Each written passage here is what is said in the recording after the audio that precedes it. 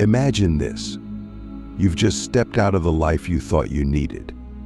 No more notifications, no more deadlines, no more pretending to be okay. You find yourself barefoot on a stone path leading deep into the mist of a Japanese mountain temple. The silence is so thick, it feels like a presence. You've come here because something inside you is tired of running, tired of chasing, tired of performing. And what meets you isn't a guru, or a breakthrough, or a grand revelation. It's a wooden floor, a bowl of rice, a wall to sit in front of for hours. And in that simplicity, something impossible begins to happen. You begin to feel whole again. Click subscribe to this channel to get more profound insights. We don't talk about this in the modern world because we've been conditioned to believe that fulfillment is somewhere else, something we earn, something we unlock after grinding, after succeeding, after proving ourselves. But Japanese Zen doesn't believe that. Zen whispers a radically different truth. What you're seeking is already here. Not in the next achievement, not in the next relationship, not even in the next meditation retreat. It's in this moment, but only if you're willing to fully enter it. And that's the problem. We're almost never here. We're always somewhere else. Zen isn't about becoming something better. It's about stripping away everything that's not real. Dogen, the 13th century Zen master, wrote, "When you find your place where you are, practice occurs, actualizing the fundamental point." He wasn't talking about exotic temples. He was talking about your life, your kitchen, your morning walk, the way you answer the phone. And fulfillment isn't missing. You are. You're missing from your own life because you've been trained to live in your mind instead of your body, in your plans instead of your presence. Let's ask a question that cuts to the center. When was the last time you actually tasted your food, like really tasted it without looking at a screen? Or the last time you noticed the sensation of your breath without trying to change it? These moments are not small. They are the doorway. Zen is not a philosophy to study. It is a practice of returning, over and over again, to this moment, to what is, not what should be, not what could be, just this. But how do we do that when it feels like everything pulls us away? Notifications, expectations, regrets, ambitions, they hijack our attention constantly. Zen offers a simple, radical answer: stop. Just stop. Sit, breathe, observe. Not to escape life, but to re-enter it. When we sit in Zazen, the seated meditation of Zen, we're not trying to achieve anything. We're simply practicing being. And in being, we begin to see not just the world, but ourselves, our habits, our thought loops, our constant need to fix or improve or rush. And it's in that seeing that transformation begins. Not because you force it, but because you finally get out of the way. You make space for life to move through you instead of constantly trying to control it. Fulfillment doesn't come from control. It comes from deep acceptance, not resignation, acceptance. The kind that says, this moment is enough. I am enough. There is nothing missing. That's not complacency. That's clarity. Let's go deeper. There's a concept in Zen called mu, which means nothingness or not having. It doesn't mean absence. It means openness, space, the place where things can arise. When we clutter our lives physically, mentally, emotionally, we suffocate mu. And without it, there is no room for true fulfillment to breathe. So ask yourself right now, what are you holding on to that's filling up your space? What thoughts, what possessions, what roles, what stories are crowding your capacity to feel peace? Zen asks us to let go, not because those things are bad, but because they are extra. They are noise. And beneath the noise, there is always something still, something whole, something untouched by all the striving. That's you. That's the self that Zen points to, not the ego self, not the identity you built, but the awareness underneath it all. The self that doesn't need to win to feel worthy. The self that doesn't need to be seen to know it exists. Hakuin, another great Zen teacher, said, "Not knowing how near the truth is, people seek it far away." And isn't that what we do? We go on retreats, read books, chase experiences, thinking the answer is somewhere else. But the truth is never far. It's always in the next breath, the next step, the next moment of complete presence. You don't need to go to a temple. You just need to show up fully to your temple, your life. There's a moment in deep Zen practice when the mind finally quiets, when the chatter falls away, and in that silence something ancient awakens. It's not mystical. It's not even dramatic.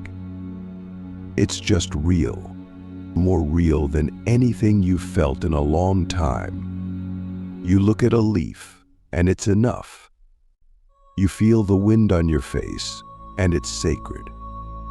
You wash a dish, and it's holy. This is not romanticism.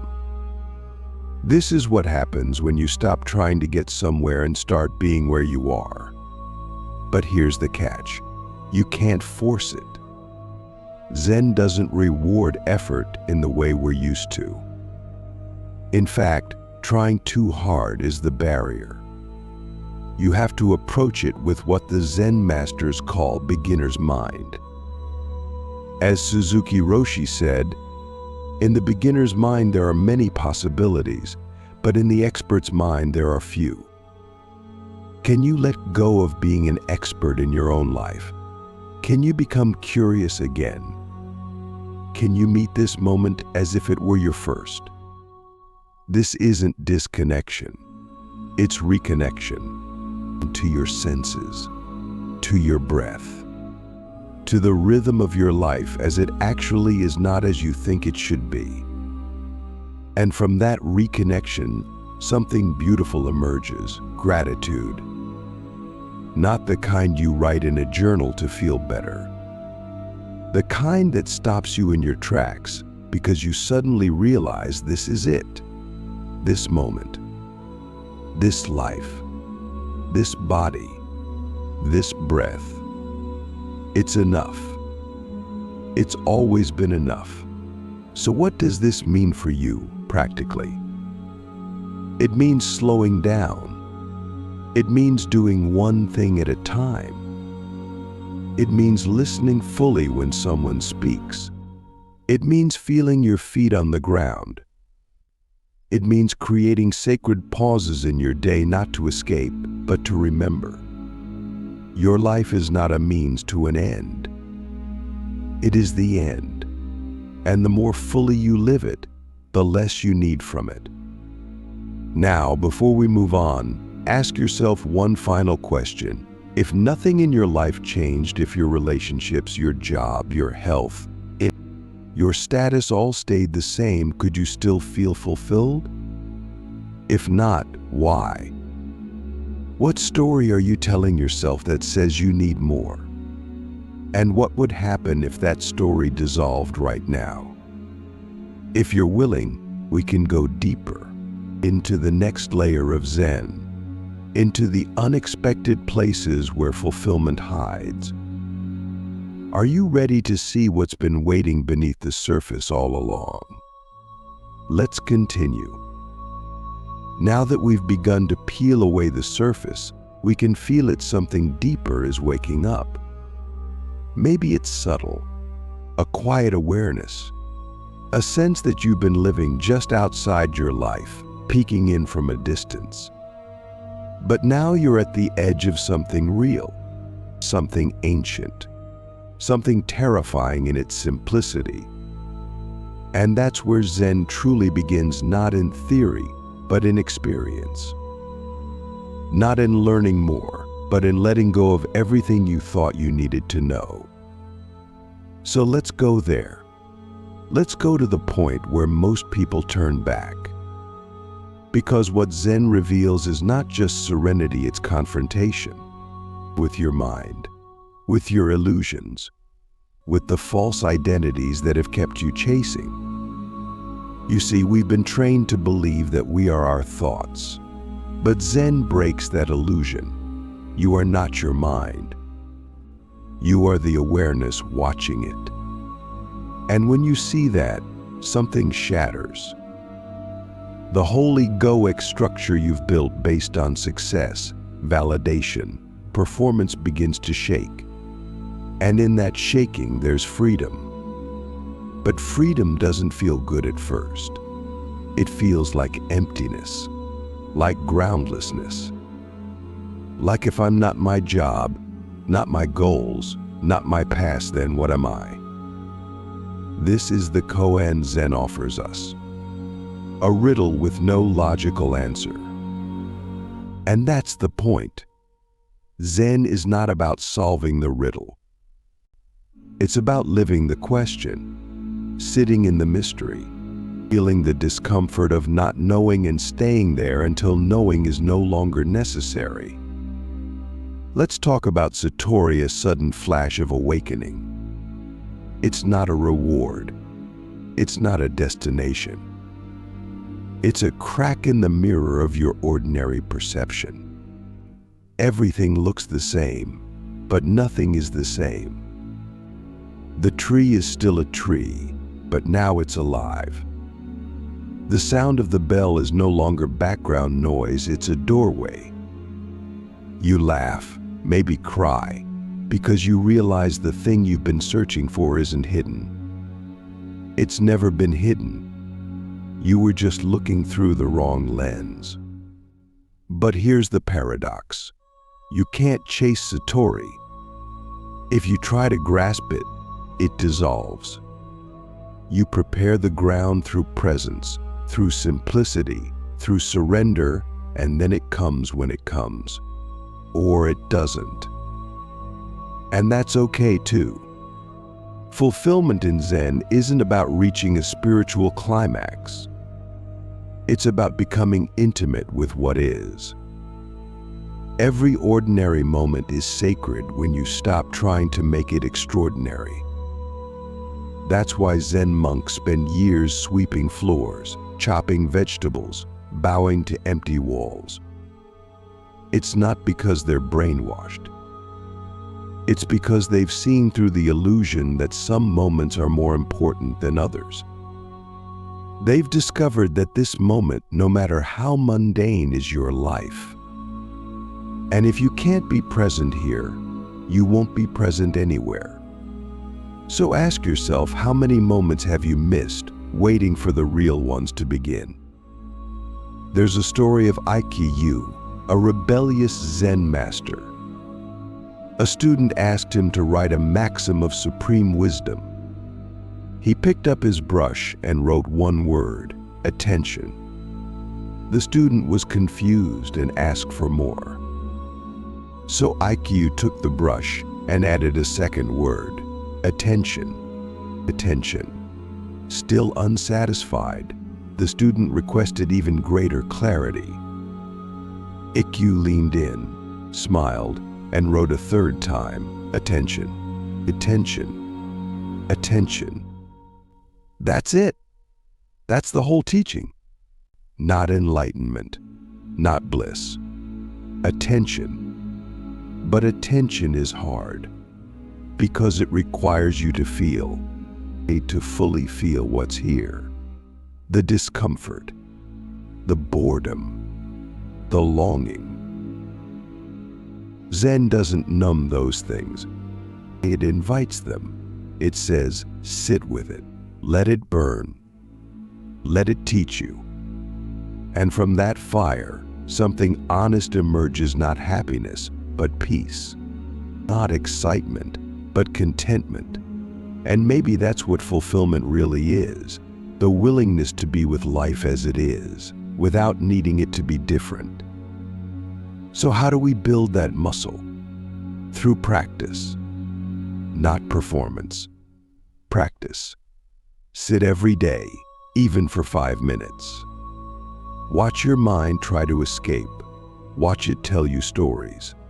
Watch it resist. Don't fight it. Don't indulge it. Just return to the breath. Breathe to the body, to this moment, over and over. That's Zazen. And over time, something shifts. Not dramatically, but deeply. The noise softens. The space inside you grows. And in that space, you begin to feel something you can't quite name, but you know it's real. There's another practice, kinhin, walking meditation. You move slowly, deliberately, feeling every step. Not to get somewhere, but to be here. The earth becomes more than ground, it becomes a partner. The act of walking becomes a prayer. And suddenly you realize you don't need more time, more goals, more achievements. You need more presence, more awareness, more now. And then there's gasho, the gesture of placing your palms together in reverence. It's simple, but profound. You bow not to something outside you, but to this moment. To the sacredness of now, to the miracle of being alive. Try it when you wake up, before you eat, before you speak. Bow to your life, not because it's perfect, but because it's yours. Zen also teaches through paradox, through koans. What is the sound of one hand clapping? Show me your original face before your parents were born. These aren't riddles to solve. They're doors to break your logical mind. They're designed to exhaust the intellect so that something deeper can emerge. So let me ask you now, who are you without your thoughts? Who are you without your roles? Who are you when no one is watching and there's nothing left to prove? If you can sit with those questions, not answer them, but sit with them, you're beginning to touch the heart of Zen. And in that space, fulfillment arises not as a goal, but as a byproduct. Because you're no longer seeking it. You're living it, even in your confusion, even in your pain, even in your silence. Zen accepts all of it. It doesn't reject the messiness of life. It bows to it. It says this too is the path. Not just the joy, but the sorrow. Not just the clarity, but the doubt. Not just the stillness, but the storm. You don't have to be calm to practice Zen. You just have to be honest. Fully, radically honest about what you feel, what you fear, what you hide. And in that honesty, there is freedom. So let's get practical again. Choose one action today and do it with full presence. Eat a meal with no distractions. Walk without your phone. Listen to someone without planning your response. Do it not as a task, but as a sacred act. And see what happens. See how the world starts to come alive again, not because it changed, but because you did. Before we continue, here's a question that could change your life. What would your day look like if you treated every moment as sacred? not just the big moments. Every moment. Would you slow down? Would you listen more? Would you suffer less? If you're ready to step even deeper into the heart of Zen, into the final layer of this journey, where the mind dissolves and presence becomes the only truth, let's continue. Now we're entering the final layer. The place where Zen stops being something we do and becomes something we are. By now you've begun to feel it, this quiet power beneath all the noise. This strange, almost ancient knowing that maybe you've been looking in the wrong direction your whole life. Not because you were wrong, but because you were taught to look outward when the invitation was always inward. Zen doesn't give you a new identity. It dissolves the old one. And what's left is not emptiness in the way we fear its spaciousness, a kind of freedom that doesn't need to be earned. Let's begin with a truth that's hard to swallow. Most of us are addicted. Not just to phones or caffeine or validation, but to becoming. We live in a constant trance of self-improvement, always trying to upgrade, optimize, fix something about who we are. But Zen isn't interested in helping you become better. It's here to help you become nobody. Because only when you drop the obsession with becoming can you finally come home to being. Think about this. When was the last time you felt at peace, doing absolutely nothing, not even meditating, not planning, not working on yourself? Just sitting, breathing, existing. No agenda, no label. That moment, rare as it might be, is the doorway. Fulfillment doesn't live in ambition. It lives in surrender, in letting go of the need to be anything other than exactly what you already are. The great Zen master Bankei said, "Don't try to become anything. Don't make yourself into anything. Don't be a Buddhist. Don't be a Zen student. Just be a human being." That's the core of all of this. Just be. But to do that, we have to unlearn everything. We have to let go of the myth that our worth is tied to doing, achieving, earning. We have to stop looking at life as a problem to solve and start experiencing it as a mystery to live.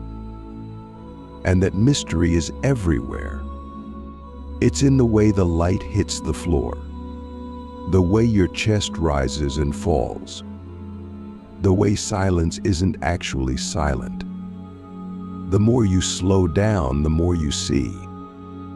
And then you realize you've been walking through a miracle distracted by your own thoughts.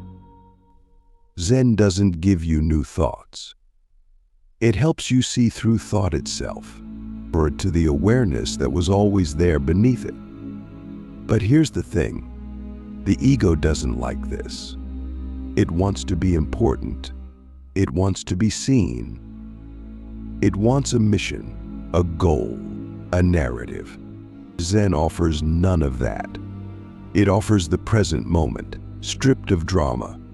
And the ego says, that's boring. That's not enough. But if you stay long enough, if you keep sitting, keep breathing, something strange happens. The boredom turns to presence. The presence turns to depth. And the depth turns to awe. You begin to see life not as something to master, but something to bow to. Not because you are small, but because life is huge. And you are not separate from it. You are it. There is no boundary, no inside and outside, no self and other, just this breath, this sound, this now. And that realization is not intellectual. It's visceral. It shakes you. It humbles you. It liberates you. So let's ask the most confronting question of all. Who are you without your story? Without your past, your goals, your wounds, your name? If all of that dissolved, what would remain? Zen doesn't give you an answer. It gives you the space to find out for yourself. And what you might discover is that you don't need all that to be whole. You've never needed it, and that is terrifying because it means you've been free this whole time. But freedom is not what we think. It's not doing whatever we want.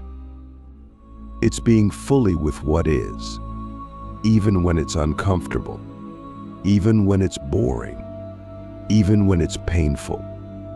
Zen teaches us to sit with reality as it is, not as we wish it were. And that sitting, that radical acceptance, is the path. There is no other path. There is no enlightenment later. There is only this. And the more we accept this, the more we relax, not in a lazy way, in a deep, grounded way. We stop rushing. We stop proving. We stop needing to be right or special or healed.